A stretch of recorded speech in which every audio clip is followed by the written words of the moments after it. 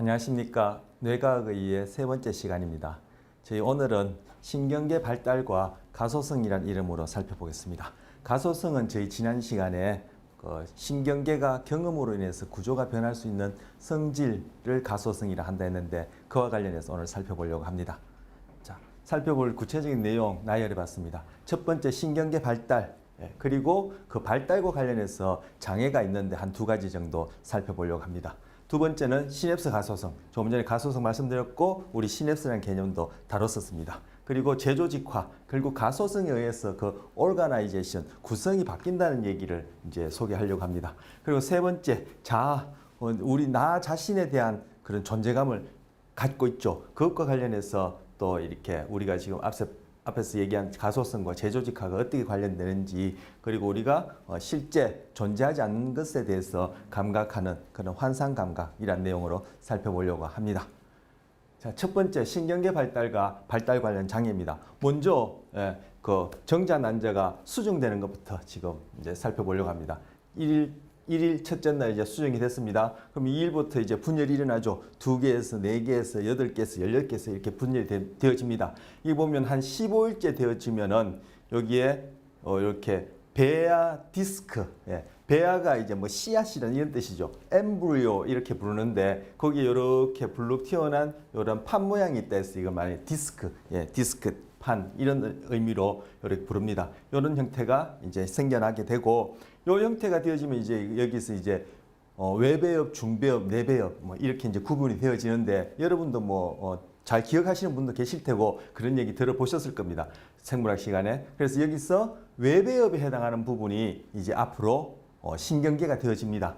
자, 조금 전에 봤던 그 그림에 해당하는 거예요. 그죠? 이렇게 요 부분이 베아 디스크고, 요것이 뭐 배 쪽, 아래쪽, 요것이 등 쪽, 위쪽 이렇게 이제 구분합니다. 요 배아 상태에서도 그것을 여기서 보여주는 것처럼 이렇게 단면을 보여주면 요 부분, 물론 이렇게 색깔이 붉게 보이진 않지만 이렇게 붉게 표현한 요 부분이 뭐 아까 베아 디스크 부분인데 바로 이것이 신경판이라고 합니다. 신경판. 여기 신경판이라고 적혀 있습니다.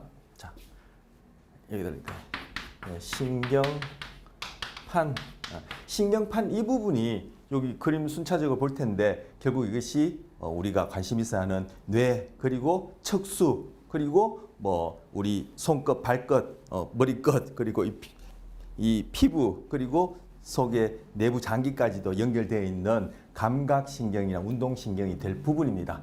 자, 우린 여기서는 이제 뭐 주로 뇌와 척수와 관련해서만 이제 볼 건데, 자, 요 신경판이 이제 21일째쯤 되면은 이 신경판이 요렇게 여기 단면에서 보여주는 것처럼 요렇게 함몰되어지면서 신경홈이라는 것이 생깁니다. 신경홈. 그리고 좀 더 디벨롭먼트 발달이 되어지면은 이 신경홈이 요렇게 여기 그림에 나와 있죠. 요렇게 말려 들어가면서 하나의 튜브처럼 관이 됩니다. 이제 신경관이 되어지고, 그러면 이 관이라는 얘기는 튜브처럼 안쪽이 뭘로 채워져 있다는 얘기겠죠. 이 안쪽에는 신경관 안쪽에는 체액이 채워져 있습니다. 그런데 이것이 이제 쭉 디벨롭먼트 하게 되면은 이 신경관 안에 체액이 채워져 있는 그 부분에 대한 이름도 이제 좀 달리 붙이고, 이 체액에 대해서도 구체적으로 뭐라고 일컫게 됩니다.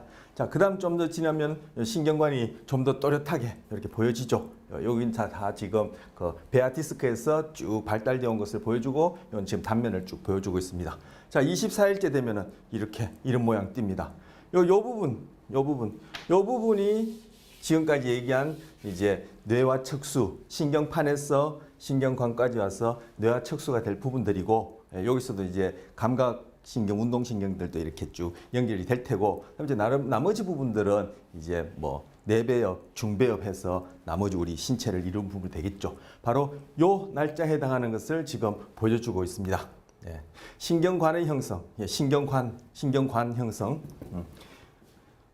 신경판에서 긴 호흡, 즉 신경호흡, 즉 신경호흡이 먼저 형성된다. 21일에 이르기까지 원시적인 뇌가 될 부분과 신경호흡이 관찰되어진다. 그리고 23일에 이르면 배아의 배측면이라는 것은 이 위쪽을 얘기를 하는 거예요. 배측면 길이를 따라 신경판이 안쪽으로 이렇게 함몰되면서 합쳐진다. 그렇게 해서 신경관이 형성된다. 그래서 24일째 된 배아가 여기서 보여진다. 요 그림에 해당하는 이제 배아를 보여주고 있습니다. 자.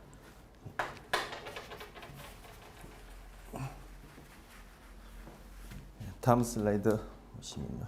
이제 신경관 발달을 좀 더 진행된 걸 지금 보여주는데 여기 그림은 신경관 발달이 진행되는 모습을 보여주는 거죠. 아까 이거 우리 24일째까지 봤는데 여기 11일째까지 나와 있는데 이건 또 사람이 아니라 생쥐의 경우에 보여주는 거예요. 그래서 여기 지금 이 부분이 바로 신경판이 함몰되어서 신경홈이 생기면서 이렇게 접혀서 이 부분이 이렇게 융합되면서 신경관이 생기는 거예요. 이 부분이 이제 신경관이 될 부분인 거죠. 이렇게 지금 이제 거의 이제 붙었어요. 그럼 요 안에 신경관이 되어지고 그 안에 이제 체액이 채워진다. 여기 지금 요 부분이 이제 생쥐의 머리 부분이 이제 될 부분이에요. 예. 그리고 요 경우는 이제 인간의 경우에 그림으로 이제 그려본 거예요. 여기에 상응하는 아니면 아까 앞서 봤던 24일째에 상응하는 여기서 이제 28일이라고 해놨어요. 그래서 여기 척추동물의 배아신경계 28일 된 인간의 배아에서 전뇌, 중뇌, 후뇌가 분명하게 관찰된다 했어요. 바로 신경관에서 뇌와 척수가 만들어지는데 우리 앞서 시간에 전뇌, 중뇌, 후뇌 완전히 성인이 된 뇌의 전뇌, 중뇌, 후뇌를 살펴봤었죠. 여기서도 이제 전뇌, 중뇌, 후뇌가 될 부위를 보여주고 있어요. 그래서 이렇게 붉게 표현한 여기까지가 바로 뭐 신경관 중에 척수가 되어질 부분이고, 그리고 요 보라색, 그리고 이렇게 푸른 청색, 그리고 짙은 녹색을 표현한 이 부분이 이 부분까지가 뇌가 되어질 부분이에요. 그런데 바로 지금 뇌가 되어질 부분 중에 이렇게 녹색으로 표현한 이 부분이 뭐 후뇌, 그리고 청색으로 녹청색 같은데 청색으로 표현한 이 부분이 중뇌, 그리고 이렇게 짙은 녹색, 약간 보랏빛도 나는 것 같아요. 제 눈에는 이 부분이 이제 전뇌 이렇게 되어지고 우리 앞선 시간에도 그죠? 뇌를 거시적으로 딱 봤을 때 이렇게 뇌줄기, 뇌 기둥에 전뇌가 이렇게 얹혀져 있다, 덮여져 있다 이런 모양이라고 말씀드렸는데 바로 이 그림에서도 바로 중뇌와 후뇌를 합쳐서 뭐 뇌간, 뇌줄기라 한다. 그래서 좀 지워보면요, 여기도 나와 있는데 글자가 나와 있는데 바로 이렇게 보라색과 청색으로 표현돼 이 부분이 뭐 뇌간, 뇌줄기 해서 브레인스템이라 한다. 그렇게 여기서 보여주고 있습니다. 그리고 물론 신경관 중에 아까 말씀드린 이 붉은 부분은 이제 척수가 되어지는 부분이죠. 그리고 이 신경관이니까 아까 신경관에서 점점 디벨롭먼트 하고 있으니까 이 안쪽에 뭐 이렇게 아까 체액이 채워져 있는 그러한 어떤 스페이스가 이제 계속 유지되면서 발달하면서 모양이 변함에 따라 그 안의 형태도 바뀌면서 이름도 달리 부르게 되는 것입니다. 자, 신경관 발달. 조금 전에 봤던 신경관을 길이로 쭉 펼쳤어요. 나머지 몸 부분은 다 생략하고 여기서는 뭐 뇌와 척수가 될 신경관 부분만 이렇게 쭉 길이 방향으로 펼쳤어요. 그리고는 그것을 길이 방향으로 단면을 잘랐어요. 그래서 여기서 보면은 이것이 이제 신경관, 그 뇌와 척수가 될 부분이고 요 안에 요 부분이 아까 그죠? 액체가 채워져 있는, 즉 체액이 채워져 있는 부분인데 그 체액을 이제는 뭐라 부르냐면은 이제 성인이 된 경우에 물론 이제 태아 경우에도 마찬가지겠죠. 태아 경우에도 뭐 많은 부분의 뇌가 그리고 신경계가 발달되어서 이제 출생하게 되어지는데 그 체액을 이제 체액이라 부르지 않고 뇌척수액이라 불러요. 뇌에도 자, 요 그림에도 보면은 이만큼은 지금 척수가 될 부분이고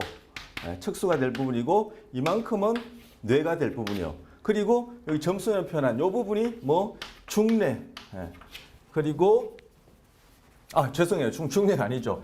이 부분이 후뇌, 그리고 이 부분이 중뇌, 그리고 이 부분이 전뇌.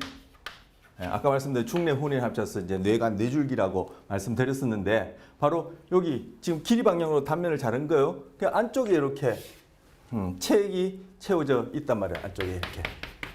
그런데 이것이 어디 척수까지 채워져 있기 때문에 뇌에도 있고 척수에도 있는 체액, 액체에서 뇌척수액 이렇게 부릅니다. 이 뇌척수액도 흥미로운 기능을 합니다. 우리 거의 종강쯤에 마지막 내용에 그 수면과 관련해서 얘기할 때 이 뇌척수액이 우리 자는 동안에 어떤 그런 뇌의 정상적인 기능을 위해 중요한 역할을 하는 게 있어요. 그때 살펴보기로 하고 일단 뇌척수액 소개해드리고 자, 이것이 요 그림이 그대로 요 그림이에요. 지금 전뇌, 중뇌, 후뇌, 척수. 이것이 더 발달하게 되면은 전뇌 부위는 또 세분화해서 두 부위로 나뉘게 돼요. 요만큼 이제 전뇌에 해당하는 것이죠. 그리고 중뇌는 그대로 그 형태, 크기가 큰 차이 없이 그대로 발달이 일어나고 후뇌 부위는 또 두 부위로 나뉘게 돼요. 나머지 부분은 이제 척수가 되겠죠. 이 후뇌 부위 중에 요 부분은 우리 들어보셨을 거예요. 그 연수, 뭐 예전에는 이제 숨골 이렇게 얘기를 했는데 연수란 부위고 이 부분은 바로 소뇌 되뇌는 뭐 익히 익숙하지 않습니까? 그래서 소뇌가 될 부위예요. 그리고 요거는 그대로 중뇌는 처음부터 중뇌 그대로 중뇌. 그리고 전뇌는 또 세분화되어지는데 뭐 그거는 여기 각각에 대한 부위는 이제 우리가 생략하기로 하겠습니다. 그러면 자 지금 여기서부터 여기까지 뇌예요. 뇌 안에서 지금 체액이, 즉 이제 뇌척수액이 차여져 있는 부분이 형태가 점점 변해요. 그리고 출생할 때, 그리고 여러분 성인의 경우에는 이 형태가 많이 달라져 있어요. 형태만 다르지 그대로 체액은, 즉 뇌척수액은 채워져 있는 거죠. 그래서 이렇게 여기까지가 뇌니까 뇌 안에 뇌척수액이 채워져 있는 부위를 뇌실이라 합니다. 뇌실이라고. 그럼 척수에도 지금 뇌척수액이 채워져 있는데 여기는 뭐라고 부르냐면 여기는 척수 중심에 있는 관이다 해서 척수 중심관이라 부릅니다. 이런 식으로 이제 발달이 되어집니다. 다음 이제 이렇게 금방 말씀드린 대로 이 척수 중심관이 쭉 발달해서 그죠? 이제 전뇌, 중뇌, 후뇌 또 그 안에서 또 분화되어서 발달하는 중에 바로 그 척수 중심관 주변에서는 우리가 이미 배웠던 신경세포, 뉴런과 그리고 신경계를 이루는 또 다른 세포가 있겠죠. 바로 교세포들이 거기서 생겨나고 뭐 흔히 하는 말로 자라나고 이제 자라나는 것은 이제 우리가 발달이라 얘기할 수 있을 텐데 자라나고 이것들이 점점 그 출생 시 그리고 성인의 뇌에 가까운 그런 형태를 만들어 가겠죠. 발달하겠죠. 그러면은 그 세포 입장에서는 그것은 이제 세포 발달이 되어지는 거예요. 그 우리는 지금 신경세포 발달을 보려고 합니다. 물론 이때 우리가 살펴본 또 다른 세포, 교세포들도 발달하겠죠. 여기서 이제 신경세포 발달 중심으로 살펴보려고 하는데 요 그림 하나 여기 보시면 하나, 둘, 셋, 넷, 다섯, 여섯 개인데 이 순서대로 지금 이렇게 나열한 거예요. 그래서 화살표가 이렇게 가는 식으로 되어 있는데 지금 요 그림은 뭐냐면 바로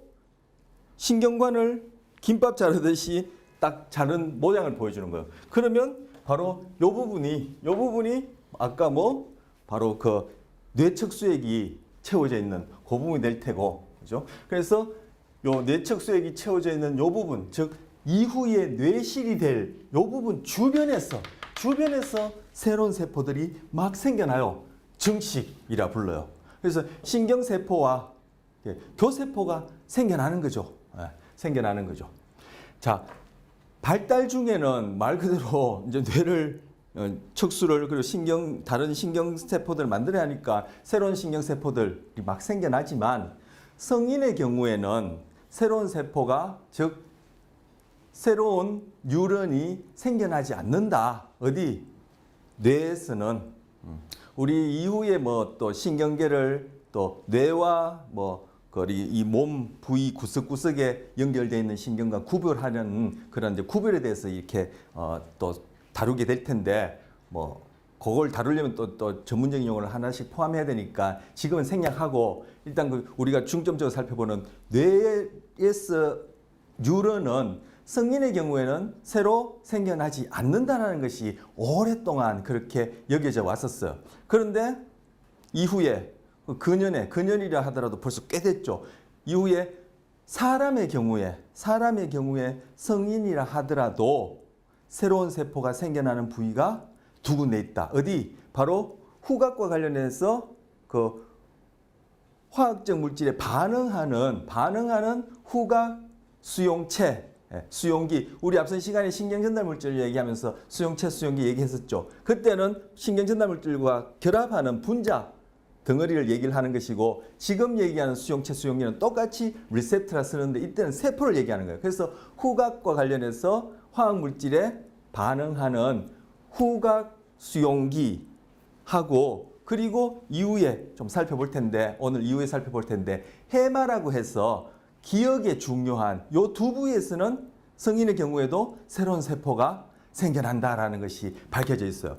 이걸 왜 말씀드리냐면은 지금 신경계가 만들어지는 중에 지금 신경세포 발달을 보는데 처음에 신경세포가 만들어져야 되겠죠. 바로 정식할 때 이때는 뭐 뉴런 말할 필요도 없이 만들어질 텐데, 그 이후에 다른 동물은 일단 차치하고 인간의 경우에 성인에게도 과거에는 이때 발달할 때 만들어지고는 끝 이렇게 생각했는데, 와서 보니까 연구를 해보니까 다 자란 성인의 경우에도 금방 말씀드린 그 두부에서 새로운 세포들이 생겨난다라는 그런 얘기였어요. 이게 왜 중요하게 얘기지냐면은 어떻게 그 두부에서는 새로운 신경세포가 뉴런이 생겨나지 않다면은, 그죠? 다른 뇌부위나 척수를 손상당해서 그렇게 마비가 되어진다든지 장애가 있는 경우에 바로 그런 새로운 세포가 생겨나는 그런 메커니즘을 이용해서 치료를 할 수 있기 때문에 성인의 경우에 새로운 세포가 생겨나는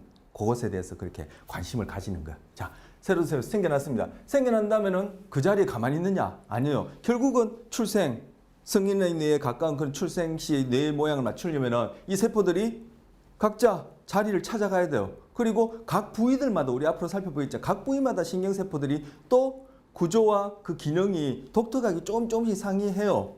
그렇다면 신경세포가 이 자리에 머물러 있어서는 안 되죠. 그래서 두 번째가 바로 이동이에요. 이동하는 장면을 보여주는데, 이 그림은 지금 첫 번째 그림에서 한 요 정도 부분을 확대한 거라 볼 수 있는데, 이 그림을 봐서는 금방 안 다가오니까 지금 신경세포 이동과 관련해서 다음 슬라이드에 제가 다른 그림을 하나 가져왔습니다. 요걸 보시고 또 세 번째 거보다 뉴런, 신경세포 뉴런 이동이에요. 지금 여기 보시면 11주째 된 태아예요. 지금 요렇게 요 부분이 앞뇌, 지금 앞뇌가 바로 전뇌에 해당하고, 그리고 중간뇌는 말 그대로 중뇌, 그리고 마름뇌가 후뇌에 해당해요.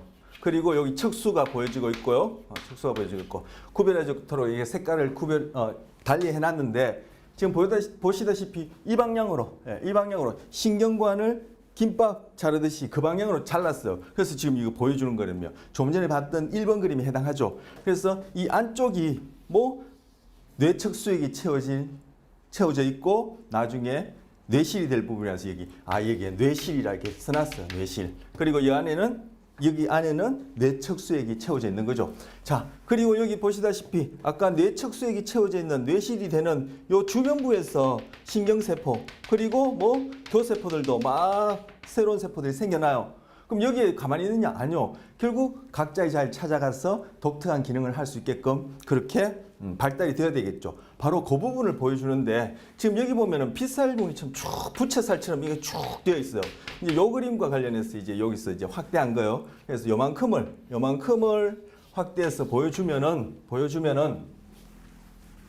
바로 이 부분이 여기 해당하죠. 그래서 결국 나중에는 뇌 표면이 될 부분이고, 그리고 이 부분은 어디에 해당해요? 바로 여기 뇌실에 접해 있는 부분이에요. 바로 뇌실에 접해 있는 이 부분에서 교세포와 뉴런, 신경세포들이 생겨났으는 먼저 교세포, 바로 이때 교세포는 방사형 교세포라 불러요. 방사형.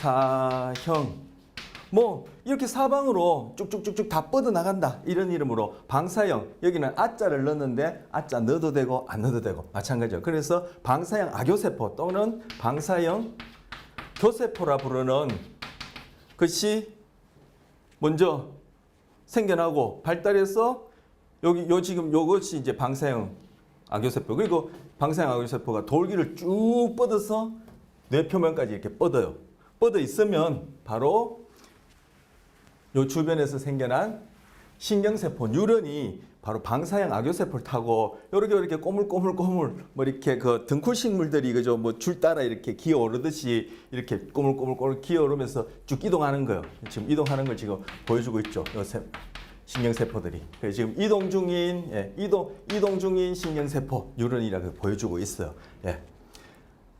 그러면 이 이동 중인 신경세포가 어떤 녀석은 이 지점까지, 어떤 녀석은 이 정도 수준까지, 어떤 녀석은 이 정도 수준까지 가서는 거기에서 또 옆으로 이동하기도 하고 해서 이제 점점 이제 뇌를 발달시키게 되는 거예요.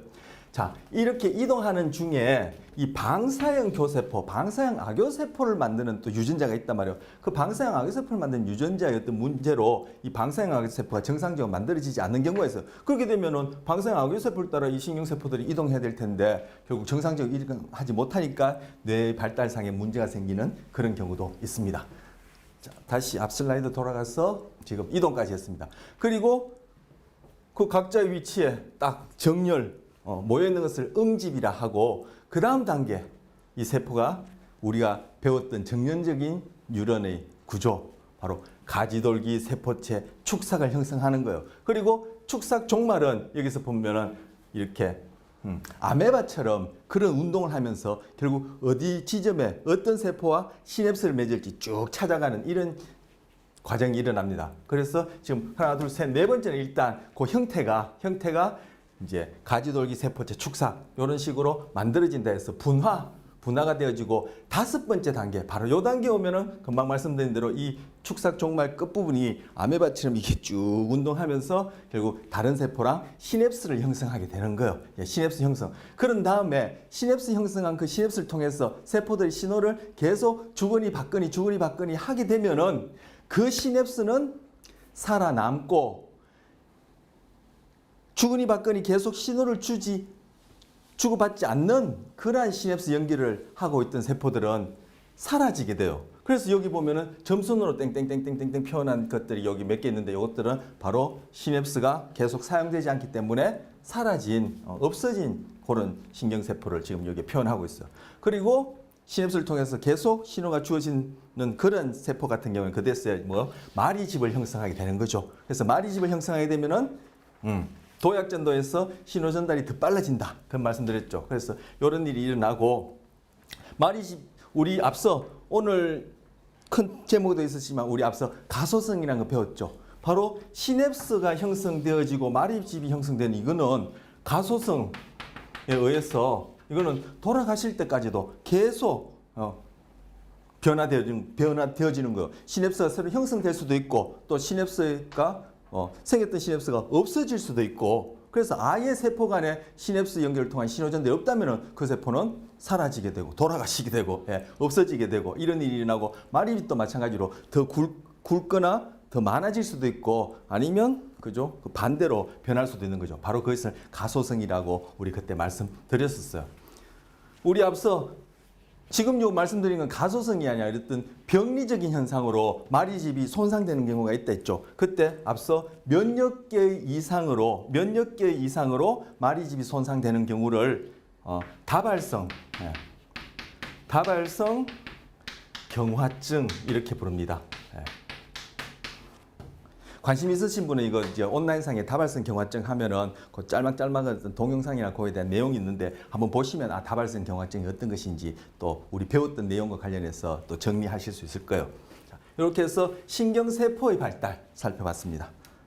자, 뉴런 이동 봤었고요. 자, 이렇게 해서 이제 신경계 뇌를 포함한 척수를 포함한 또 다른 신경세포도 포함해서 신경계라 부르는데 신경계의 발달 아까 말씀드렸듯이 신경계는 어떻게 구별되는지 이유에 한번 말씀드린다 했었어요. 자, 신경계 발달 해서 여기 지금 3주째 되었을 때 7주째 되었을 때 11주째 되었을 때 바로 출생 시에 각각 보여주고 있습니다. 여기서도 마찬가지로 요 앞뇌는 전뇌 중간뇌는 중뇌 그리고 마름뇌는 후뇌가 되어지는 거예요. 후뇌. 그래서 요 밑쪽은 척수. 그래서 전뇌, 중뇌, 후뇌 해서 중뇌, 후뇌 이걸 합쳐서 뇌간, 뇌줄기가 되어질 부분이죠.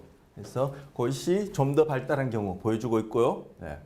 이런 모양으로 점점 바뀌죠. 안에도 뇌척수액이 채워져 있는 부분의 형태가 바뀌겠죠. 결국 뇌 부분에서 이제 뇌실이 될 테고 척수에서는 척수중심관 이렇게 부른다 했었어요. 그리고 11주째 되어지면 이런 형태가 되어지는 거예요. 이것이 전뇌, 중뇌, 여기에 후뇌. 그리고 요 색깔들이 다 이렇게 매치되어 있는 거예요. 짝지어져 있는 거예요. 그래서 나중에 뭐 이 부분이 바로 전뇌. 그리고 중간뇌는 안에 숨겨져서 보이지 않아요.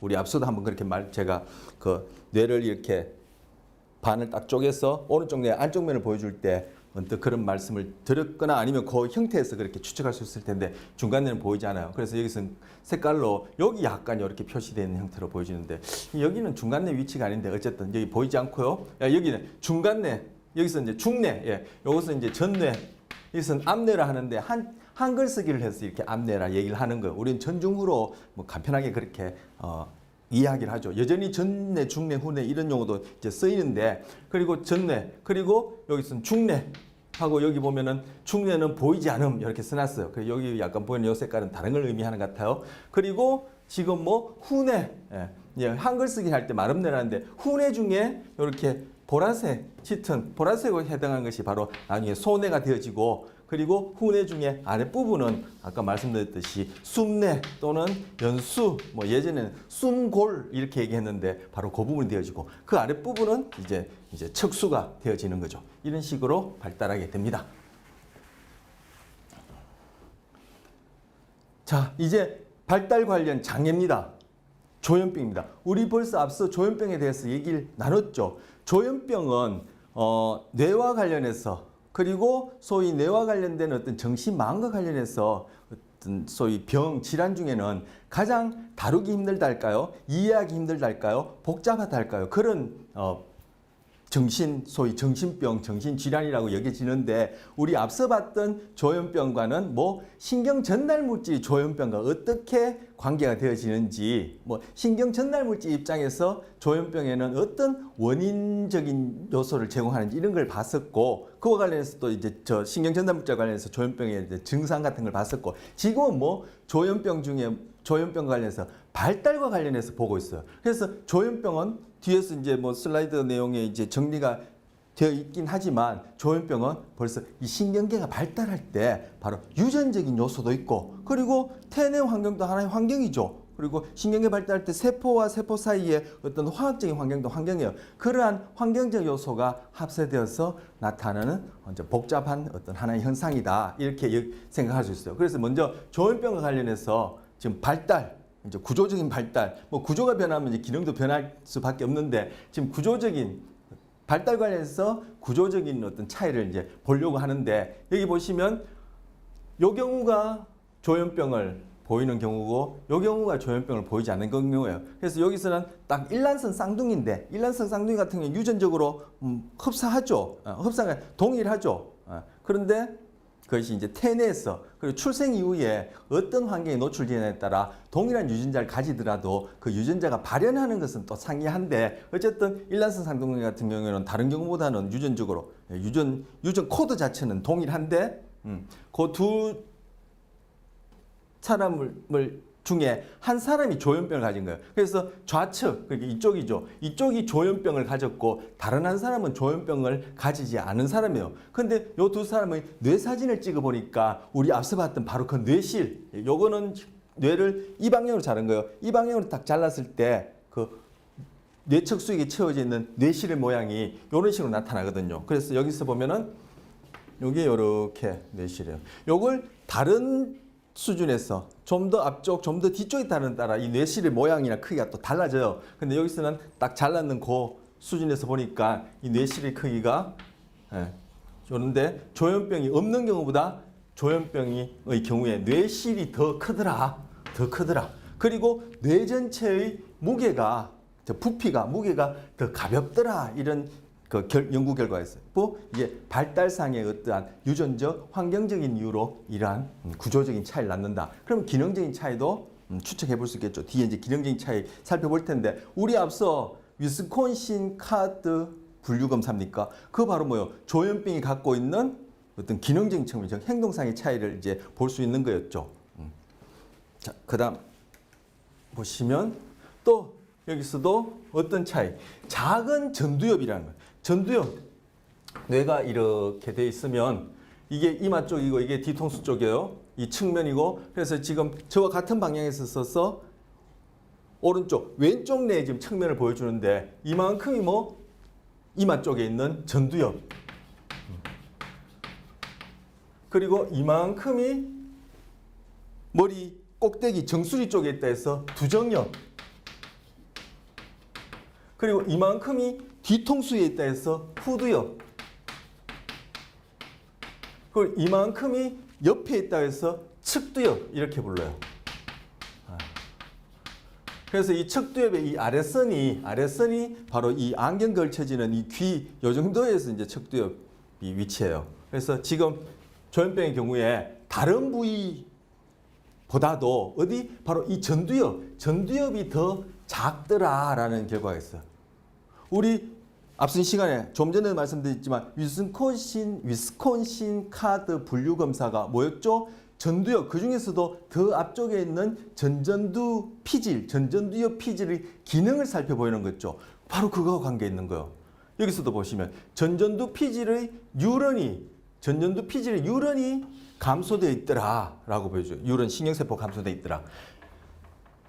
피질은 바로 이제 이 뇌의 겉질, 껍데기 부분을 얘기를 하는 것인데 이 대뇌, 좀 전에 봤던 이 전뇌의 경우에 겉질 부위는 우리가 배웠던 뉴런, 신경세포의 가지돌기와 세포체들이 모여있고 그 아래쪽으로 축삭을 이렇게 쭉쭉쭉 뻗게 돼요. 그런데 바로 전두엽 피질이 유런이 감소돼 있더라. 이러한 것이 조현병에서 관찰된다는 거예요. 지금 여기서 보시면 바로 이제 조현병 환자의 뇌를 이렇게 영상으로 보여주고 있는 것인데 요거는 좌측, 왼쪽 측면, 요거는 우측, 오른쪽 측면을 보여주고 있는데 여기서 그림으로 색깔로 표시할 때 이 밝은 쪽, 그죠? 밝은 쪽일수록 조현병을 갖고 있지 않는 사람에 비해서 말한 그대로 바로 피질 부피가 감소되는 걸 얘기하는 거예요. 그래서 여기 쓰면 전반적으로 이 붉은 부분도 다른 조현병에 비해서 감소돼 있지만 밝은 부분이 더 많이 감소된 부분인데 특히 보면은 왼쪽 뇌에 어디 바로 전두엽, 그 중에서도 전두엽의 일부 그리고 어디 측두엽의 또 일부 이 부위가 상대적으로 많이 감소되어 있고 오른쪽 뇌 같은 경우에도 여기서는 가장 밝진 않지만 그래도 한 두세 번째 해당하는 그런 밝기로 또 전두엽 부분이 전반적으로 감소되어 있고 또 측두엽 부분의 일부가 이렇게 감소되어 있어요. 바로 이것이 조현병이 갖고 있는 구조적인 그에 따른 기능적인 어떤 문제도 이제 우리 위스콘신 카드를 통해서 한번 봤었고 또 이후에 이제 소개가 될 겁니다. 그래서 여기서 조현병 환자에서 크기가 감소된 겉질 바로 피질 얘기하는 거예요. 피질 영역. 노랑 영역은 많은 연구에서 부피가 감소된 영역을 보여준다. 그리고 나머지 부분 조금 때문에 말씀드린 바로 그런 내용입니다. 자, 다음 슬라이드. 조현병의 경우에 또 보면은 해마. 아까 새로운 세포가 증식 단계에서 많이 생겨나고 그리고 인간의 경우에는 두 군데서 새로운 세포가 유신경세포가 생겨나는데 그 중에 하나가 해마라 얘기했는데 바로 이 해마입니다. 지금 여기서 해마 구별하기 좋도록 푸른색을 표현해 놨는데 물론 해마가 푸른색을 띠고 있지는 않겠죠. 이 뇌 모양은 우리 앞서 봤듯이 오른쪽 뇌 안쪽면을 보여주는 거예요. 뇌가 두 쪽인데 이걸 발 딱 잘라서 안쪽을 보여주고 이마 쪽, 뒤통수 쪽 이렇게 될 텐데 해마는 여기서 푸른색으로 그림자처럼 그려놨는데 바로 측두엽에 있어요. 그럼 해마 모양을 먼저 한번 살펴보죠. 자, 해마. 지금 요거 전두엽, 두정엽, 후두엽, 측두엽인데 여기 점수는 땡땡땡땡땡 해놨어요. 그리고 동그라미 있는 부분은 우리가 이후에 살펴볼 내부인데 요거는 무시하고 점수는 땡땡땡땡 요 한 부분이 해마인데 요걸 이 방향으로 딱 잘라서 단면을 딱 보여주게 되면 이런 식이 되어진다는 거예요. 그래서 지금 요게 이렇게 되니까 요거 왼쪽, 왼쪽 부분이고 이거 오른쪽 부분은 생략했어요. 왼쪽 부분, 그러죠? 왼쪽 맞죠? 왼쪽이 해마를 보여주는 것인데 이만큼이 지금 측두엽에 해당하는 거예요. 측두엽. 그리고 좀 전에 말씀드렸듯이 이 바깥쪽 겉질 부분은 측두엽에 피질이 되어지겠죠. 근데 이 측두엽 피질이 안쪽으로 이렇게 똘 말려 들어간 이 부분이 바로 해마예요. 해마. 바로 바다에 사는 말이란 뜻이에요. 영어로 히포캠퍼스라는데 바로 그 해마가 이 측두엽이 안쪽으로 김밥 말듯이 똘 말렸는데 이것이 측면에서 보면 이 길 방향으로 이런 식으로 되어 있다라는 거죠. 네. 자, 다시 슬라이드 돌아갔어. 그런데 이 해마에서 보니까 해마에 있는 신경세포들을 또 학자들이 이름 붙였어요. 그 모양이 쐐기 모양으로 생겼다 해서 추체세포라, 즉 추체뉴런이라 부르는데 조현병이 아닌 경우에는 이 추체뉴런들이 이렇게 딱 배열되어서 그죠? 서로 시냅스를 연결하고 또 다음 세포로 시냅스를 연결할 수 있도록 축삭들이 이렇게 나란히 이렇게 뻗어 있는데 조현병의 경우에 보니까 이 추체세포들이 무질서하게 이렇게 분포되어 있더라는 거예요. 그리고 시냅스, 그에 따라 시냅스 연결도 정상의 경우와 달리 정상적인 시냅스 연결을 하고 있지 않더라는 거죠. 바로 이것이 또 조현병이 갖고 있는 우리가 앞서 봤던 그런 음성 정상과 또 관련된 그런 구조적인 차이예요. 여기서 보시면 정상인 A와 조현병 B에서 해마에서 관찰되는 추체세포의 방향 이렇게 소개하고 있어요. 이것도 이제 발달과 관련해서 이러한 결과를 낳게 되는 것이죠. 자, 해마 조금 전에 봤었고, 그러면 이 해마는 우리 뒤에서 살펴보겠지만 해마는 얘기 나왔으니까 해마는 학습과 기억이 중요해요. 우리 조현병의 경우에 그 음성 정상과 관련해서 인지 장애 중에 제가 그때 그죠 주의 집중도 말씀드렸고 학습과 기억에 장애가 있다 했죠. 바로 학습과 기억에 이 해마가 중요한데. 학습, 뭔가 배우고 기억하는 것이 다 의식적으로 이루어지는 게 아니에요. 그 종류를 보자면 세분하자면 한 7가지 되어지는데 오히려 그 종류뿐만 아니라 우리 삶에 미치는 영향은 우리가 모르는 부지불식간에 배우게 되어지고 기억하게 되어지고 우리 행동에 영향을 주는 무의식적 학습과 기억이 더 많은 부분을 차지하고 다른 동물에게 있어서는 그 부분이 상대적으로 더 많은 부분을 차지하겠죠. 그런데 우리가 의식적으로 학습하고 기억하는 바로 여러분이 이 지금 수업을 들으면서 여러분이 암기하고 학습하고 기억하는 것은 바로 이 의식적 학습에 해당해요. 이런 의식적 학습에 관여하는 것이 해마예요. 이 해마는 의식적 학습에서는 굉장히 중요한 역할을 하고 바로 전전두 피지라고 서로 밀접하게 신호를 주고받으면서 이러한 기능들을 할 수 있게 하는데 바로 앞서 제가 음성 정상의 경우에 인지장애와 관련해서 학습과 기억에 장애가 있다. 조현병의 경우에 장애가 있다는 것이 이거하고 관련돼요.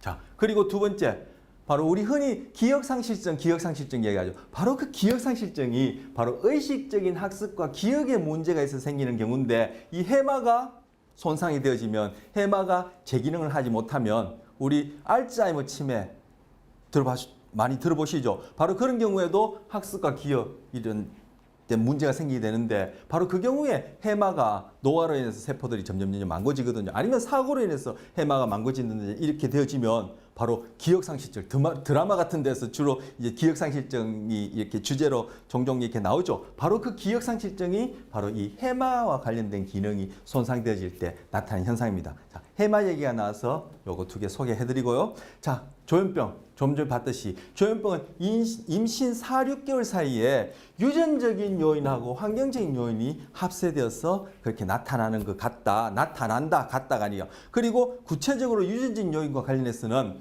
디스크1, 줄여서 디스크1 이렇게 읽으면 되겠죠. 이 풀었으면은 disrupted in schizophrenia. 자, 스키조프레니아가 스키조가 이것이 split, 분열 이런 뜻이고 프레니 이것이 마인드란 뜻이에요. 그래서 일본 사람들이 이것을 번역할 때 정신분열증 이렇게 번역했는데 우리나라에서는 최근에 조현병 이렇게 부르기로 하는데 바로 여기서 disrupted in schizophrenia 1이라고 학자들 이름을 그렇게 붙였어요. 그런 유전자 줄여서 디스크1이라는 유전자에 조현병 환자의 경우에 변이가 있더라.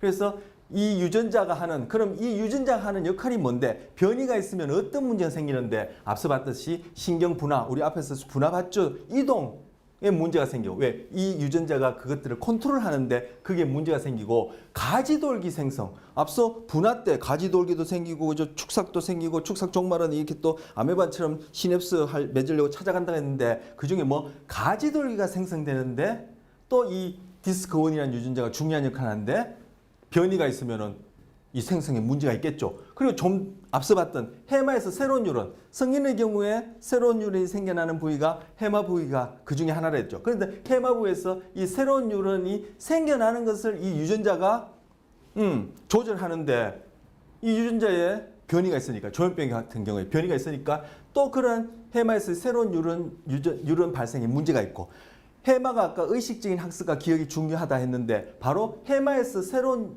게 생겨나는 이 뉴런 이것이 바로 새로운 기억을 학습하고 기억하는 데 중요한 역할을 해요. 그런데 지금 이 디스크1이라는 유전자에 변이가 생겨서 이러한 새로운 뉴런이 해마에서 생겨나는 것을 문제가 생기니까 바로 의식적인 학습과 기억에 문제가 생기고 바로 해마는 전전두 피질하고 밀접하게 상호작용하면서 위스콘신 카드 분류 검사에서 본 그러한 규칙이 바뀌어지면 이전 규칙을 억제하고 잊어버리고 새로운 규칙을 마음에 두면서 기억하면서 행동해야 되는데 그게 안 되어지는 것이죠. 그걸 바로 음성 증상에서 인지장애라 얘기하고 주의나 학습과 기억에 문제가 있다. 그렇게 얘기했던 거예요. 그리고 여기 나오네요. 학습. 디스크1은 디스크1이라는 유전자는 학습을 조절하는데 학습이 잘 일어나도록 정상적으로 일어나도록 조절하는데 관여하는데 그게 변이가 있으니까 이게 문제가 있다. 이렇게 이제 밝혀진 거죠. 이건 이제 유전자 입장에서 얘기를 하는 것이고 그리고 과도한 시냅스 가지치기. 아까 앞서 그 신경세포의 발달, 뉴런의 발달 중에 시냅스 형성이라는 5번째 단계에서 시냅스 형성이 되어서 계속 신호를 주고받는 세포들은 그대로 마리집도 만들고 하지만 시냅스 형성했지만 끊임없이 주고받고 서로 소통하지 않는 세포들은 결국 사라진다 했죠. 즉 실제로 죽어버리는 거예요.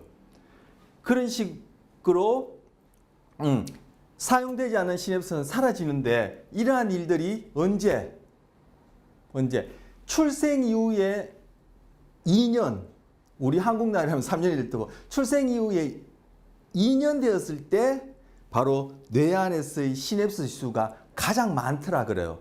그리고 그때부터는 점점 시냅스의 숫자가 줄어들어요. 우리는 더 많으면 좋다고 하지만 무조건 많다고 좋은 것도 아니죠. 그래도 무조건 적다고 좋은 것도 아니죠. 적절한 필요한 만큼 적절한 것이 좋은 것인데 우리 신경계가 만들어질 때는 필요 이상의 많은 신경세포가 만들어지고 많은 시냅스가 이루어졌다가 그것이 발달하면서 점점 그것이 즉 속가내기를 하면서 필요한 부분은 강화되어지고 불필요한 부분은 사라지면서 이 신호전달 즉 뇌의 각 부위들이 서로 잘 활동할 수 있는 효율성을 높이게 되는 거예요. 그런데 아까 말씀드렸듯이 출생 이후에 2년 되었을 때 가장 시냅스의 수가 많은데 그때부터는 점점 그때 가장 많다는 얘기는 그 이후에는 여러분이나 저 같은 경우에 2살 태어난 지 2년보다는 지금 시냅스 수가 적다는 얘기죠. 그러면서 점점 성숙하면서 그 시냅스 수가 줄어드는데 바로 그 줄어드는 것은 자연적인 현상이에요. 정상적인 발달에서 자연적인 현상인데 그렇게 시냅스가 줄어드는 것을 시냅스 가지치기라 한단 말이에요. 그런데 조현병에서는 바로 시냅스 가지치기가 비정상적으로 과도하게 일어나더라는 거예요. 그러면은 그렇지 않은 사람에 비해서 그죠? 뇌의 각 부위들이 그리고 세포들 간에 정상적으로 신호를 주고받을 수 있는 그런 회로 자체가 부족한 게 되는 것이죠. 이런 것들도 조현병과 관련해서 발달상의 시냅스 수준에서의 그런 차이다. 이렇게 이제 소개를 하고 있고요. 시냅스 가지치기가 과도하게 일어난다. 시냅스 가지치기가 일어난 그 자체는 정상적인 발달 과정에서 일어나야 돼요. 시냅스 가지치기가 안 일어나도 이것도 발달상의 문제뿐만 아니라 기능상의 문제를 낳게 되겠죠. 그리고 청소년기. 자, 지금 금방 말씀드렸듯이 조현병의 원인은 임신 4, 6개월 중에 유전적인 요인과 태내에서의 환경적 요인인데 그러면은 그때부터 그리고 출생 이후부터 계속 조현병과 관련된 어떤 증상들이 보여야 텐데 그렇지 않아요. 청소년이 될 때까지 청소년 후반 즉 성인이 되어지는 그 경계 지점까지는 다른 애들과 전혀 행동상에 소위 이제 정신적인 기능상에 차이가 없어요. 그런데 청소년기 후반 즉 성인 초기가 되어지면은 바로 우리 앞서 봤던 위스콘신 카드 분류 검사에서 볼 수 있는 그러한 증상들이 나타나요. 청소년기 후반에 증상이 나타난다. 그러면 뭐 원인은 최소한 20년 이상 이전에 원인이 있었는데 결과는 이때 나타난단 말이에요.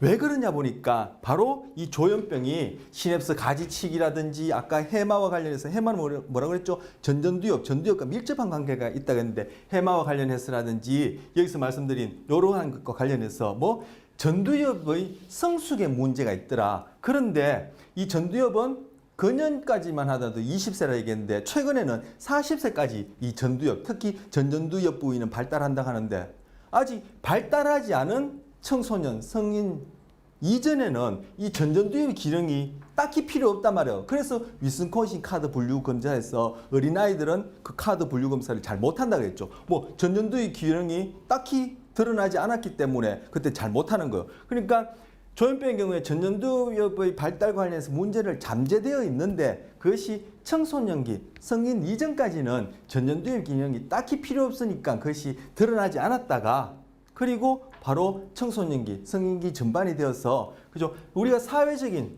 활동을 하게 되죠. 그동안에는 또 뭐 사회적인 활동을 하겠지만 본격적으로 사회적인 활동을 하면서 복잡한 사회관계나 해서 복잡한 상황에서 문제를 해결하고 하는 것들은 결국 청소년기 지나서 본격적으로 사회인으로서 독립적인 역할을 하게 되잖아. 바로 그런 사회적 민감기에 이 전두엽의 기능이 필요한데 바로 이러한 이유로 전전두엽의 기능이 제대로 발달 성숙되지 못하고 그리고 바로 이러한 사회적 관계 속에서 그 증상이 나타난다는 거. 물론 사회관계 내에서 그때 말씀드렸죠. 사회적으로 음성증상 중에 사회적으로 위축된다. 이런 것도 사회적인 것과 관련된 뿐만 아니라 음성증상, 양성증상 안에는 그 다 사회적 관계 속에서 나타날 수 있는 그런 증상들이고 행동상으로 그렇게 위스콘신 카드 분류 검사를 못하는 이런 것들을 이제 발견할 수 있고 드러나는 거예요.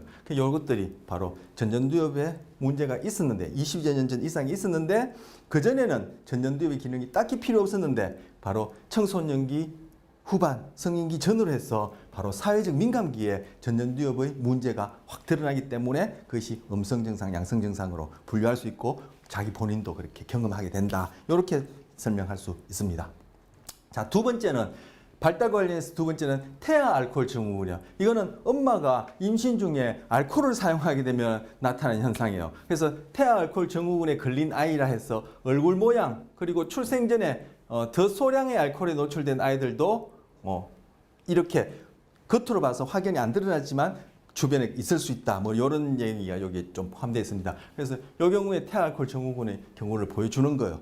요 관련된 증상은 뒤에 이제 이렇게 열거해 놨으니까 살펴보기로 하고요. 자, 태알코올 증후군 금방 나오네요. 열거해 놓은 부분. 낮은 경계 수준. 경계 수준이 뭐예요? 지금 여러분이 이 동영상을 보고 학습, 의식적인 학습 기억할 때는 그죠? 반짝반짝 깨어 있어야 돼요. 뭐 졸린다든지 그죠? 뭐 이렇게 각성 수준이 떨어져서는 이게 제대로 학습이 안 되어지겠죠. 물론 이러한 학습뿐만 아니라 어떤 경우에도 뭐 기술을 배운다든지 그죠? 운동을 배운다든지 운전을 배운다 할 때도 딱 반짝반짝 소위 정신 바짝 차려라 할 때 바로 그런 의미예요. 그런데 태알코올 증후군을 갖고 있는 아이들은 낮은 경계 수준을 갖고 있고 활동성이 높아요. 그리고 과잉 활동, 우리 ADHD 얘기할 때 하이퍼액티비티에 있죠. 그런 요소도 갖고 있다는 거죠. 그렇다고 해서 태알코올 증후군이 ADHD다 이렇게 얘기를 하는 건 아니에요. 그 부분 중에 그러한 증상들을 여기 포함하고 있고 정신지체, 운동장애, 그리고 심장에 문제가 있고 그리고 비정상적인 안면, 조금 전에 앞에 사진에서도 그런 부분을 좀 볼 수 있었는데 이런 특징을 갖고 있어요. 그래서 태내에서 아기가 자라는 동안에 그리고 신경계가 발달하는 동안에 엄마가 알코올을 사용하게 되면은 그 출생한 아이가 이러한 현상을 갖고 있고 뇌를 들여다보니까 그중에서도 신경세포를 들여다보니까 유런에 가지돌기가 별로 없더라는 거예요. 있다 하더라도 가지돌기가 짧다는 얘기죠. 이게 뭐예요? 결국 가지돌기는 그 다른 세포의 축삭종말과 시냅스를 맺게 되는데 시냅스의 수가 부족하겠죠. 그리고 세 번째, 성인이 되었을 때 이 태알코올 증후군이라 부르는 이 아이들이 성인이 되었을 때는 이 아이들이 약물 중독, 우리 앞서 중독 봤었죠. 알코올 중독, 그리고 약물 중독이 되는 경우도 많고 우울증을 겪는 경우도 많고 그 이외에 다른 정신질환을 앓을 가능성이 높다라는 거예요. 그리고 네 번째, 세포 자살. 이건 뭐냐 하면은 이미 말씀드렸던 건데 아까 그 신경세포가 발달할 때 시냅스를 형성을 한다 했죠. 그래서 불필요 이상으로 많이 시냅스를 생성했다가 이 시냅스가 작동하지 않으면은 그 시냅스를 맺고 있는 세포들은 죽어버리게 돼요. 그걸 바로 세포 자살이라고 해요. 세포가 스스로 죽는다 해서 세포 자살이라 얘기하는데 바로 이 세포 자살 현상은 앞서도 말씀드렸지만 정상적인 경우예요. 발달하는 중에 그죠? 사용하지 않는 것은 없어지게 되어 있는 것이 정상적인데 이 태알코올 증후군 같은 경우에는 엄마가 음주를 하게 되어지면은 이 세포 자살이 비정상적으로 많이 일어나는 거죠. 그럼 당연히 문제가 생기겠죠. 그래서 이러한 증상들을 낳고 성인 시에는 이러한 경향성을 높이는 거예요. 자, 우리 앞서 신경세포 신경 전달 물질 중에 가바라는 게 있었어요. 가바. 가바가 자 여기 이제 그 세포막이라 합시다. 세포막 그때 이렇게 됐었고 여기 이제 수용체가 이렇게 있어요. 그럼 여기는 좀 지워야 되겠죠. 이렇게. 그런데 가바가 여기 턱 열쇠 자물쇠처럼 들러붙으면은 이 사이에 뭐 통로가 생긴다 했어. 통로가 생겨. 통로가 생겨서 밖에 많이 있는 클로라이드가 들어가든가 안에 많이 있는 칼륨이 나가든가 한다고 했는데 지금 이 경우에는 지금 설명드린 이 경우에는 가바가 작용하면은 뭐 밖에 많이 있는 클로라이드가 들어갈 수 있는 이용 통로가 생기는 이러한 가바가 작용하는 뭐 수용기에 알코올이 들러붙을 수 있는 알코올이 열쇠 자물쇠처럼 들러붙어 있는 그런 자리가 또 있어요. 그래서 알코올이 작용하게 되면은 이 가바가 작용해서 이 클로라이드 염소 이온이 들어가는 효과를 더욱더 증폭시키게 돼요. 그러면 그때 말씀드렸지 가바가 작용하는 이 시냅스는 뭐다? 억제성 시냅스다. 그래서 이 다음 세포에서 활동 전이가 일어나는 경향성을 줄인다고 했었어요. 그래서 바로 알코올을 섭취하게 되면은 다음 세포에서 바로 이 수용기가 작동하는 가지돌기를 지닌 이 세포에서 활동전이가 일어날 경우가 희박해지니까 또는 활동전이 안 일어나니까 당연히 이 세포의 축삭 종말에서는 신경전달 물질을 분비할 수가 없겠죠. 그러면은 그 다음 세포와는 시냅스를 통해서 신호를 전달하지 않는 거예요. 이런 일이 계속 빈번하게 반복된다면은 결국 어떻게 되죠? 이 세포는 그 시냅스를 사용하지 않으니까 시냅스를 사용하지 않는 그런 세포들은 세포 자살을 하게 되는 거예요. 그래서 세포 자살 현상 자체는 정상적인 발달 과정에서 일어나는 것인데 지금 알코올로 인해서 이러한 억제성 시냅스가 비정상적으로 일어나게 되면은 바로 시냅스를 통해서 신호 전달을 하지 않는 세포들은 비정상적으로 과한 세포 자살이 일어나겠죠. 그렇게 해서 생기는 것이 태아알코올 증후군이다 이렇게 생각합니다. 자, 지금까지 말씀드린 것은 임신 중에 알코올을 사용하는 경우인데 최근에 이거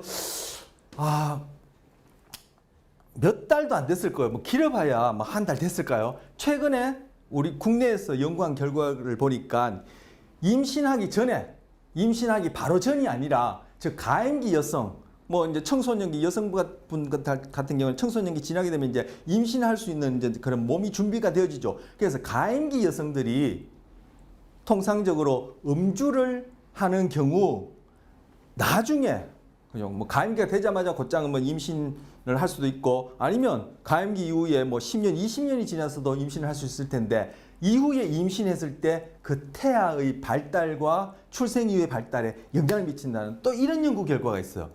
자, 요건 여러분이 한번 관심 있으시면 요거 요렇게 주소 찾아 한번 보시고 아니면 온라인상에 임신 전 음주 치시면 기사와 관련된 동영상이 있을 거예요. 우리 이제 동영상을 좀 보려고 했는데 이 동영상이 한 10여 분 길어요. 그래서 다른 얘기도 많이 하는데 앞부분 조금 보려고 했는데 제가 구두로 말씀드렸었으니까 자세한 내용은 한번 보도록 하고 이 부분은 그렇게 소개하고 넘어가겠습니다. 자, 요건 제가 참고로 넣은 거예요.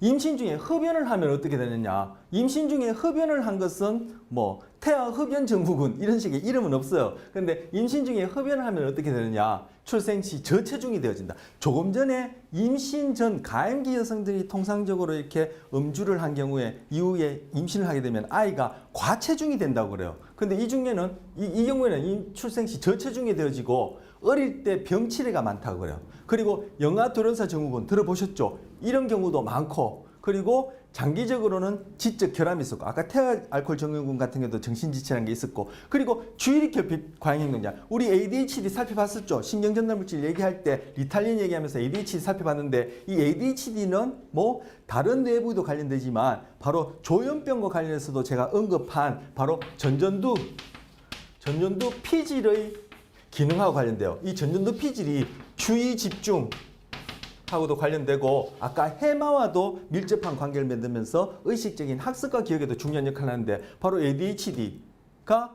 임신 중 흡연했을 때 그 태아가 ADHD를 보이는 경우가 많더라라고 그렇게 얘기를 이제 하고 있어요.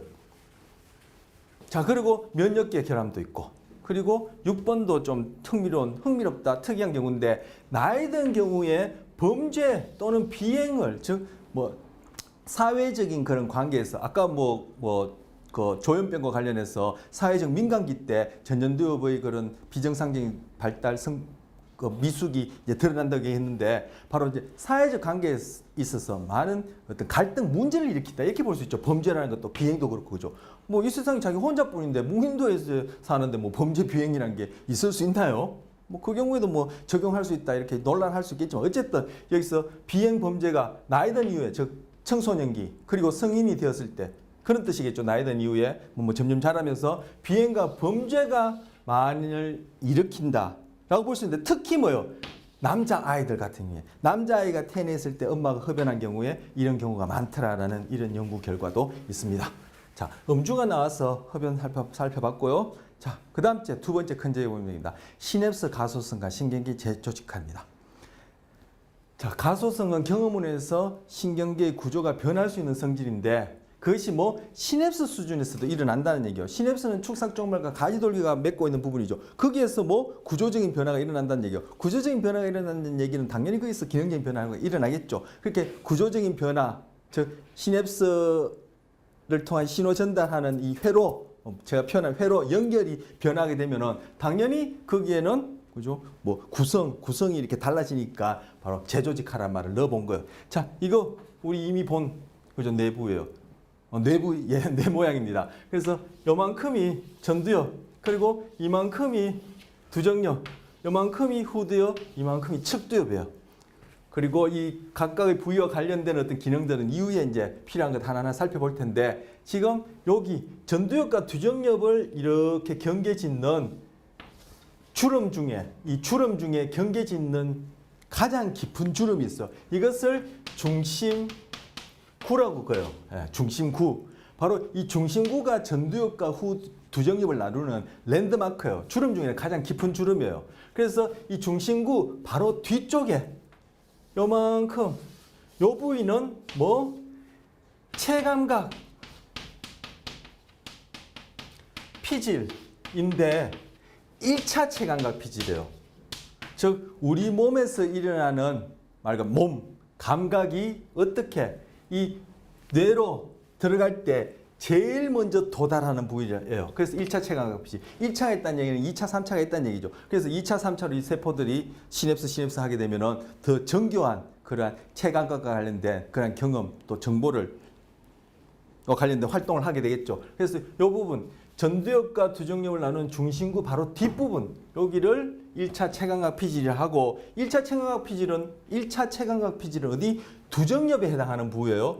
여기서는 왼쪽 뇌의 측면을 보여주지만 당연히 오른쪽 뇌의 부분도 여기에 해당하는 부위가 있죠. 있겠죠가 아니에요. 있죠. 그리고 이 부위는 기능적으로는 이것이 1차 체감각 피질이지만 요 부위를 일컫는 이름이 있어요. 구조적인 이름이겠죠. 구조적 이름은 참 이름을 얘기하는 겁니다. 이름은 뭐 중심구 바로 뒤쪽에 있는 부위라 해서 중심, 후, 그리고 지금 여기 있으면 주름 말고 주름과 주름 사이에 불룩 튀어나온 부분은 회라고 불러요. 이거 한자 말인데 이것이 이제 그 이랑이란 뜻이에요. 불룩 튀어나온 부분, 두둑한 부분. 그래서 중심 후 회라고 불러요. 자, 중심구는 전두엽과 두정엽을 나눈 부위다.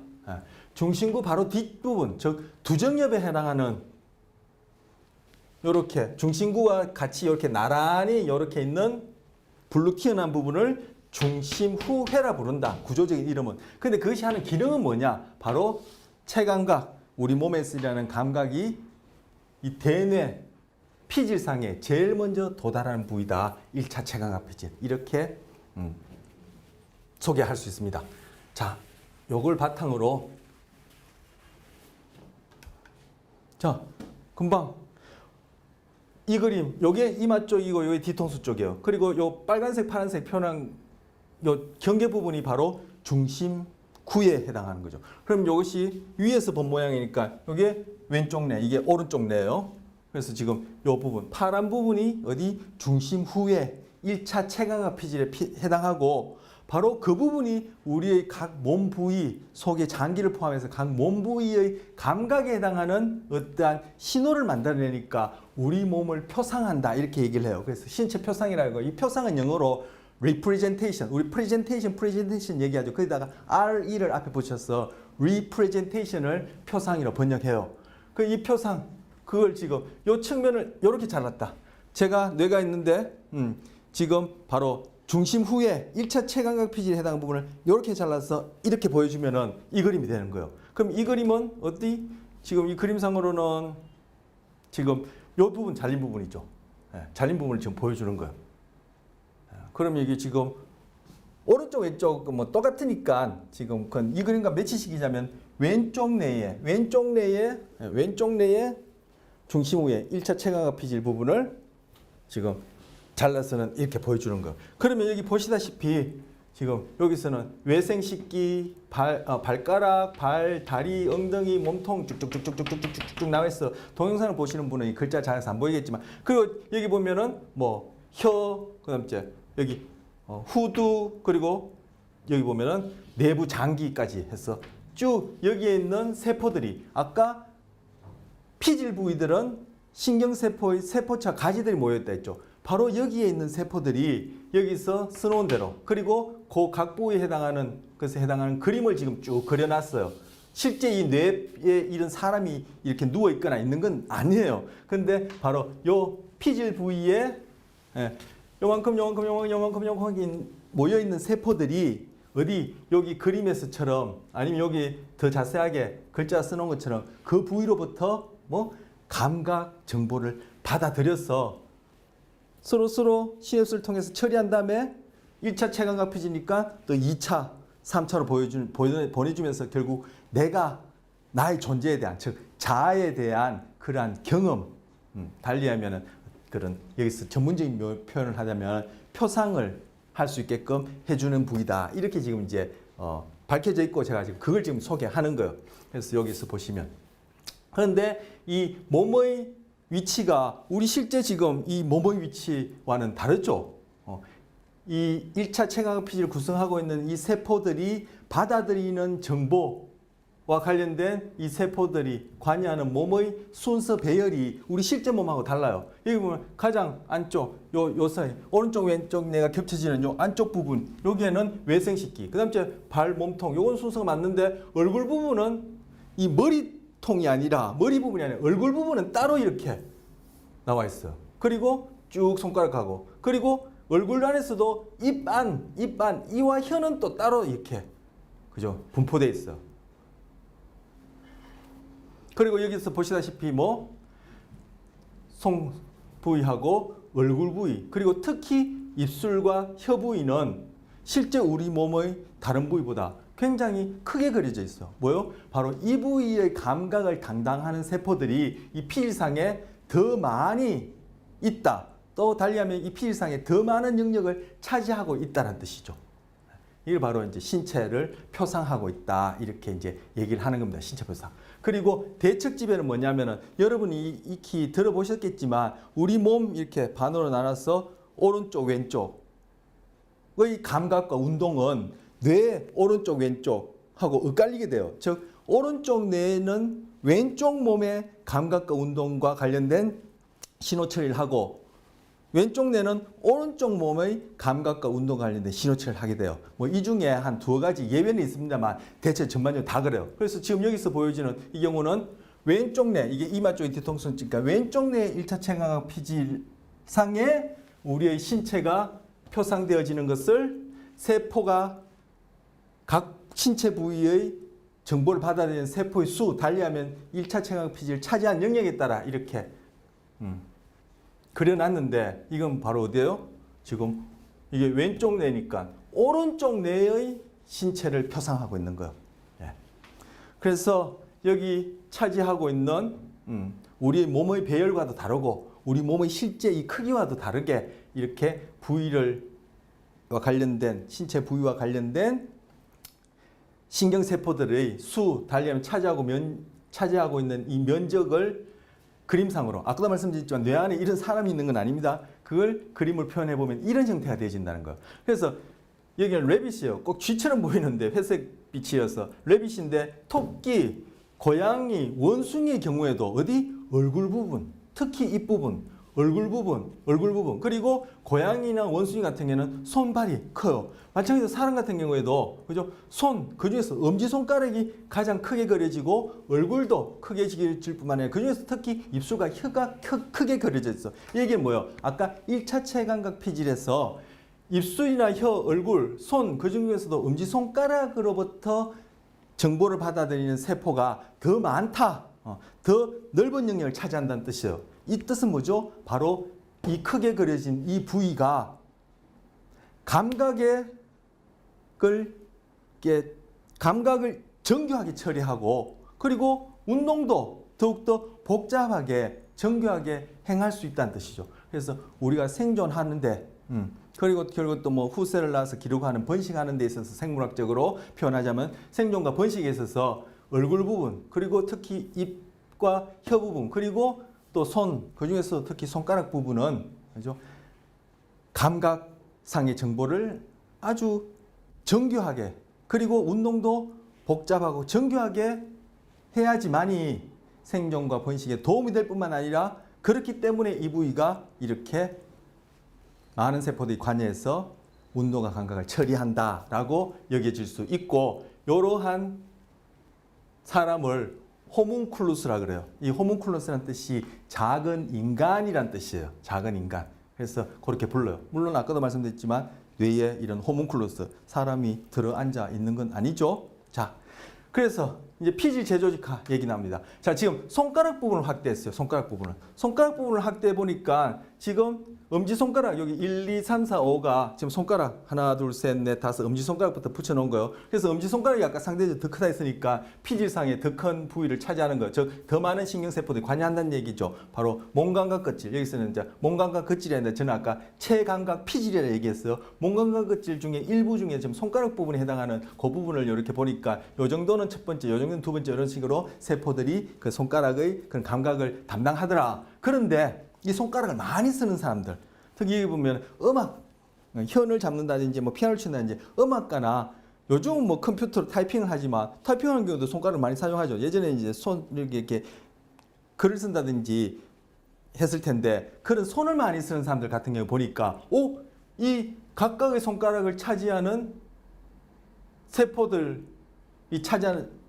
차지하는 이 세포들이 숫자가 더 많아졌더라. 즉 세포수가 많아지는 것이 아니라 각각의 손가락의 감각 정보를 받아들여서 처리하는데 관여하는 세포가 더 많아졌다. 이게 뭐예요? 더 시냅스가 많아져서 그 이전에는 이 손가락에 관여하지 않던 세포들이 시냅스 연결, 즉 시냅스 가소성으로 인해서 그 구조와 기능이 변함으로써 그 각각의 손가락에 관여하는 세포의 수 그리고 그 면적이 넓어졌다는 걸 보여주는 거예요. 새로운 신경세포가 생겨나는 게 아니에요. 이전에는 그 손가락에 관여하지 않던 세포가 그죠? 새로운 시냅스를 맺음으로써 즉 시냅스 가소성에 의해서 결국 관여하는 세포의 숫자가 많아지고 결국 피질에서 차지한 영역이 많아졌다는 거예요. 넓어졌다는 거예요. 그래서 여기서 보시다시피 1, 2, 3, 4의 너비가 더 넓게 표현됐고 손가락도 더 크게 그려져 있어요. 이렇게 되어지면은 뭐 아까도 말씀드렸지만 이 손을 뭐 더 민감하게 감각적으로 운동에 있어서는 더 민감한 것이 아니라 저 감각에 있어서는 더 정교하게 구별하고 운동에 있어서는 더 복잡하고 정교하게 운동할 수 있다는 뜻이죠. 그런데 이런 식으로 재조직화 말씀드린 대로 리오르가나이제이션 재조직화가 이런 식으로 일어나면 좋을 텐데 어떤 경우에는 이유 없이 이렇게 막 겹치게 이렇게 일어난다는 거. 이렇게 겹치기 일어나면은 바로 손가락에 대한 감각이 헷갈리게 되고 뒤섞여버리게 되고 감각에서 결국은 또 운동이 그죠 통제되어질 텐데 이 운동이 정상적으로 손가락 움직임이 안 일어나는 바로 그러한 마비 현상이 일어난다는 거예요. 바로 그러한 경우를 음악가의 쥐 이런 경우를 음악가의 쥐 이 쥐는 경련이 일어날 때 우리 준비 운동하지 않고 뭐 이렇게 물놀이를 한다는가 하면 경련이 일어나죠. 그 경우를 이제 쥐라 얘기하는데 바로 음악가의 쥐 이 경련을 얘기한 거예요. 또는 작가의 쥐라 부르는데 전문적인 용어로는 초점성 수부 근긴장 이상, 저 포칼 그죠? 뭐 집중되었다, 포커스 이런 뜻의 단어죠. 그리고 핸드, 이제 수부 이게 다 한자말로 옮겨놨는데 핸드 디스토니아 이 톤이 뭐요? 톤이 뭐 화장품 중에서도 뭐 톤이 이런 류의 이름이 붙은 화장품 있죠. 바로 긴장을 얘기하고 디스는 뭐요? 이것이 제대로 기능하지 않는다 해서 포칼 핸드 디스토니아 차라리 이 원어가 더 낫겠네요. 초점성 수부 근장 이상이라 부르고 다른 말로 부를 때는 음악가의 쥐, 작가의 쥐라고 부릅니다. 이런 현상도 일어날 수 있습니다. 이건 뭐요? 바로 시냅스의 가소성으로 인해서 그 연결, 즉 구조가 변화하지만 연결이 생기거나 없어질 수 있죠. 그 구조의 변화와 그에 따른 기능 변화로 인한 이 피질상에서 이 재조직화는 좀 더 시냅스 가소성보다는 좀 거시적인 어떤 표현이죠. 그래서 이 피질상의 재조직화, 리오르가나이제이션이 일어나면은 운동과 감각에서는 더 정교해질 수 있지만 이런 일도 일어날 수 있다는 겁니다. 자아 표상과 환상 감각이에요. 자, 나라는 존재를 우리가 경험할 때 우리 정신적으로 나는 누구다라고 우리가 얘기할 수 있는 이런 내용도 있을 수 있겠지만 소위 정신적으로 그런 내용도 있을 수 있겠지만 나라는 어떤 존재감 그죠? 나는 누구다 얘기할 때 가장 근본적이고 중요한 건 뭐예요? 바로 이 몸뚱아리죠. 근데 이 몸뚱아리가 내 거라는 것을 내가 어떻게 아냐는 거예요.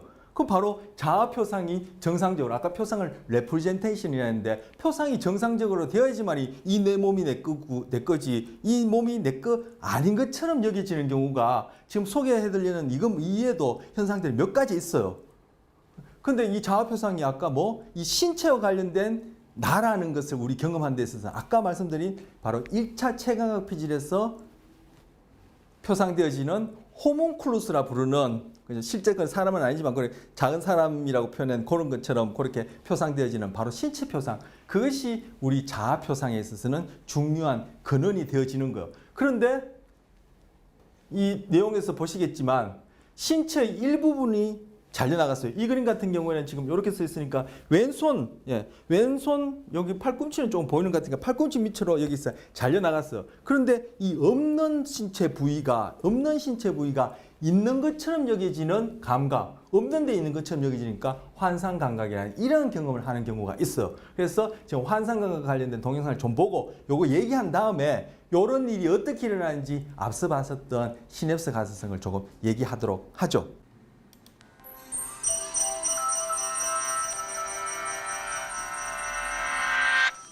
The vast majority of people who've lost a limb can still feel it, not as a memory or vague shape, but in complete, lifelike detail. They can flex their phantom fingers and sometimes even feel the chafe of a watch band or the throb of an ingrown toenail. And astonishingly enough, occasionally, even people born without a limb can feel a phantom. So what causes phantom limb sensations? The accuracy of these apparitions suggests that we have a map of the body in our brains, and the fact that it's possible for someone who's never had a limb to feel one implies we are born with at least the beginnings of this map. But one thing sets the phantoms that appear after amputation apart from their flesh and blood predecessors. The vast majority of them are painful. To fully understand phantom limbs and phantom pain, we have to consider the entire pathway from limb to brain. Our limbs are full of sensory neurons responsible for everything from the textures we feel with our fingertips to our understanding of where our bodies are in space. Neural pathways carry this sensory input through the spinal cord and up to the brain. Since so much of this path lies outside the limb itself, most of it remains behind after an amputation. But the loss of a limb alters the way signals travel at every step of the pathway. At the site of an amputation, severed nerve endings can thicken and become more sensitive, transmitting distress signals even in response to mild pressure. Under normal circumstances, these signals would be curtailed in the dorsal horn of the spinal cord. For reasons we don't fully understand, after an amputation, there is a loss of this inhibitory control in the dorsal horn, and signals can intensify. Once they pass through the spinal cord, sensory signals reach the brain. There, the somatosensory cortex processes them. The entire body is mapped in this cortex. Sensitive body parts with many nerve endings, like the lips and hands, are represented by the largest areas. The cortical homunculus is a model of the human body with proportions based on the size of each body part's representation in the cortex. The amount of cortex devoted to a specific body part can grow or shrink based on how much sensory input the brain receives from that body part. For example, representation of the left hand is larger in violinists than in non-violinists. The brain also increases cortical representation when a body part is injured in order to heighten sensations that alert us to danger. This increased representation can lead to phantom pain. The cortical map is also most likely responsible for the feeling of body parts that are no longer there because they still have representation in the brain. Over time, this representation may shrink, and the phantom limb may shrink with it. But phantom limb sensations don't necessarily disappear on their own. Treatment for phantom pain usually requires a combination of physical therapy, medications for pain management, prosthetics, and time. A technique called mirror box therapy can be very helpful in developing the range of motion and reducing pain in the phantom limb. The patient places the phantom limb into a box behind a mirror and the intact limb in front of the mirror. This tricks the brain into seeing the phantom rather than just feeling it. Scientists are developing virtual reality treatments that make the experience of mirror box therapy even more lifelike. Prosthetics can also create a similar effect. Many patients report pain primarily when they remove their prosthetics at night. And phantom limbs may in turn help patients conceptualize prosthetics as extensions of their bodies and manipulate them intuitively. There are still many questions about phantom limbs. We don't know why some amputees escape the pain typically associated with these apparitions, or why some don't have phantoms at all. And further research into phantom limbs isn't just applicable to the people who experience them. A deeper understanding of these apparitions will give us insight into the work our brains do every day to build the world as we perceive it. They're an important reminder that the realities we experience are in fact subjective. 네, 동영상 보셨죠?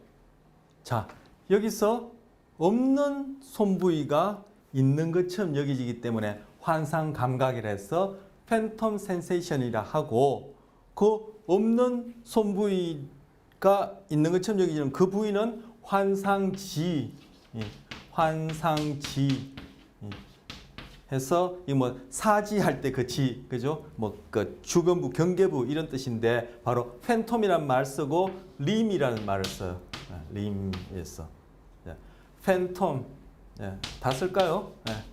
팬텀 림 해서 바로 환상지 현상이라 얘기를 하는데, 뭐 이것만 하더라도 불편하겠죠. 여러분 몸 같은 경우 뭐 정상적으로 다 있는 경우에라도 뭐 여기 뭐 몸 어떤 부분에 뭔가 이렇게, 그죠?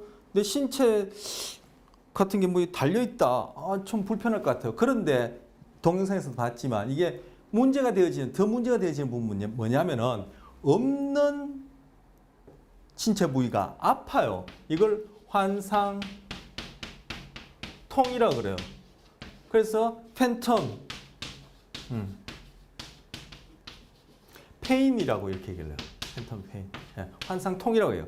그래서 이 환상통이 이제 문제에서 되어지는 거죠. 여기 그림에서 보는 것처럼 이 왼쪽 팔꿈치 아래쪽이 신체 부위를 잃어버렸는데 그 위쪽 어깨 부위를 만지면 또는 얼굴 부위를 만지면 바로 없어진 그 부위, 여기서는 1, 2, 3, 4 수를 붙여놓은 것은 바로 손가락을 만지는 듯한 이러한 느낌을 갖는다는 거예요. 어떻게 해서 이런 일이 일어나지? 바로 여기에 신체 표상, 호망크루스상에 손 부위 또는 하완, 팔뚝 부위가 어디와 가깝죠? 바로 어깨와 가깝죠. 어디와 가깝죠? 얼굴 부위와 가깝죠. 그러니까 이 없어진 부위로부터 신호를 받던 여기 있는 세포들이 바로 없어진 신체 부위 가까이에 있는 부위의 신경세포와 시냅스를 맺어서 이 어깨 부위와 얼굴 부위, 바로 다음 그림 보셨듯이 이 부위를 만지면 꼭 없는 그 부위를 만지는 것처럼 이러한 경험을 할 뿐만 아니라 바로 이러한 비정상적인 시냅스 연결로 인해서 아프기도 하더라는 거예요. 자, 이 그림에서는 더 구체적으로 시냅스 가소성이 어떻게 일어나느냐? 바로 가지돌기, 그리고 축삭 종말.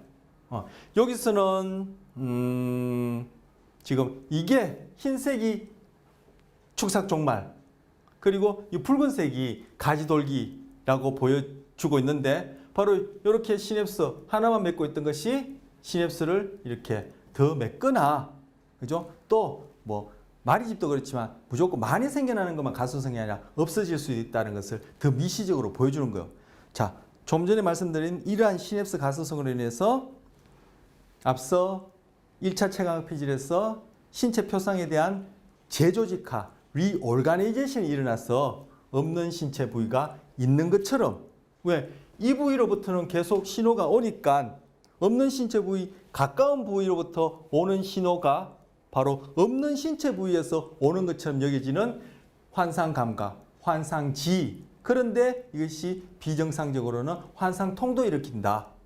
이 부위가 지금 없어졌을 때 이 부위와 이 부위로부터 신호를 받던 세포들이 없어진 부위로부터 신호를 받던 세포들로 가지돌기를 뻗어서 좀 전에 본 것처럼 그러한 시냅스 가소성으로 인한 환상감과 환상지, 환상통이 일어난다. 이렇게 이제 설명할 수 있는 겁니다. 그래서 이와 관련해서 영상 하나 또 보시고 어떻게 이것을 이제 치료할 수 있는지를 이제 살펴보도록 하겠습니다. 네, 동영상 보셨습니다. 자, 여기서 거울을 이용해 가지고 없는 손이 있는 것처럼 여겨지니까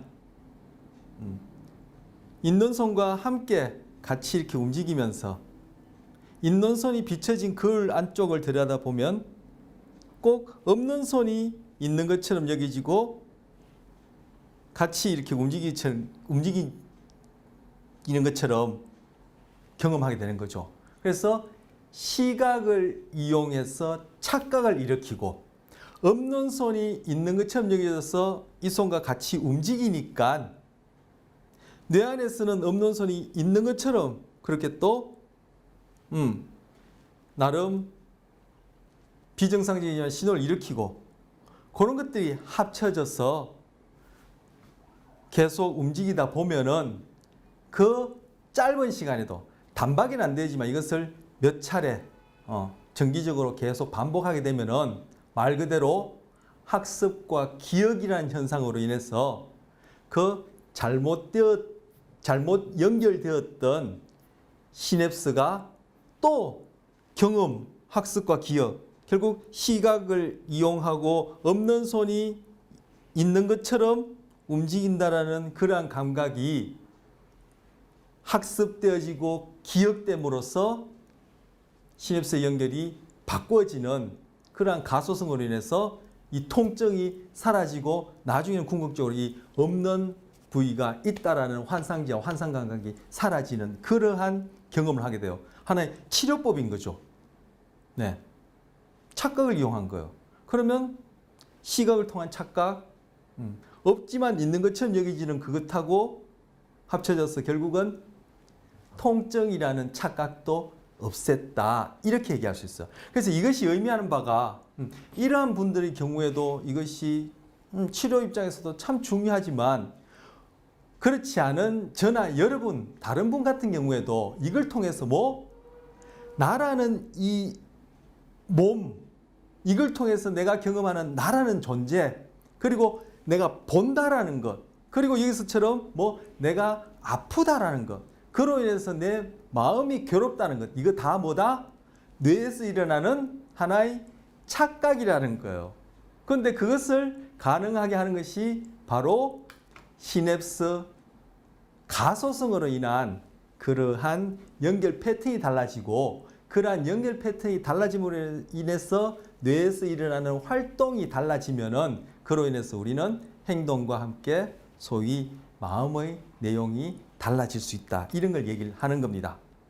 자, 앞서도 그런 동영상에 나왔지만 이렇게 의수의족을 사용하는 분이 만약에 그 의수의족을 사용하는 그 부위에 환상 감각, 환상 지를 갖고 있거나 환상 통증을 갖고 있다면 의수의족을 사용하게 되면 그러한 환상 감각이 사라진다는 거예요. 무슨 얘기죠? 바로 이 의수의족이 나의 몸의 일부처럼 여겨진다는 거예요. 뭘 통해서? 바로 시냅스 가소성에 의해서 이 의수의족이 내 몸처럼 그렇게 여겨질 수 있다는 거예요. 의수의족을 자유롭게 사용하게 되면은 결국 이 의수의족이 나의 일부분처럼 우리는 시각적으로, 행동적으로, 신체적으로 그렇게 착각하게 되어지고, 그러한 착각이 가능한 것이 바로 시냅스 가소성으로 인해서 그러한 연결 패턴이 바꿔지게 되면은, 즉 피질에서 봤었던 재조직화가 일어나게 되면은 의수의족조차도 내 몸처럼 여겨져서 의수의족이 어디에 탁 부딪힌다거나 하게 되면은 하고 실제 우리가 실제라 생각하는 이 몸이 아픈 것처럼 통증도 느낀다는 거예요. 없는 손이 아프다. 그 착각 아니야? 그런데 의수의족이 아프다. 또는 내 몸처럼 여겨진다. 이것도 착각일 수 있단 말이에요. 이 착각이죠. 착각일 수 있는 것이 착각이죠. 그래서 이걸 역으로 그럼 내 거라 생각하고 이 아프다고 생각하고 이것이 나라고 생각하고 이 몸이 아픔으로 해서 나가 심리적으로 괴롭다 생각하는 것도 바로 착각이라는 거예요. 그걸 보여주는 바로 이 영상이 이제 마지막 내용이 될 텐데, Love Hand Illusion에서 고무손 착각이라는 그런 현상이 있어요. 이거 검색하시면 이거 외에도 더 다양한 것이 있는데 제가 가장 적절하다고 보여지는 건 하나 가져왔으니까 요걸 보고 오늘 마치도록 하겠습니다. 바로 자아라는 우리의 경험이 하나의 착각일 수 있고, 우리가 경험하는 고통, 통증조차도 하나의 착각일 수 있다는 것을 보여주는 예가 됩니다. 자막으로 나오고 있죠. 영상을 보시면 이해하시리라 생각됩니다.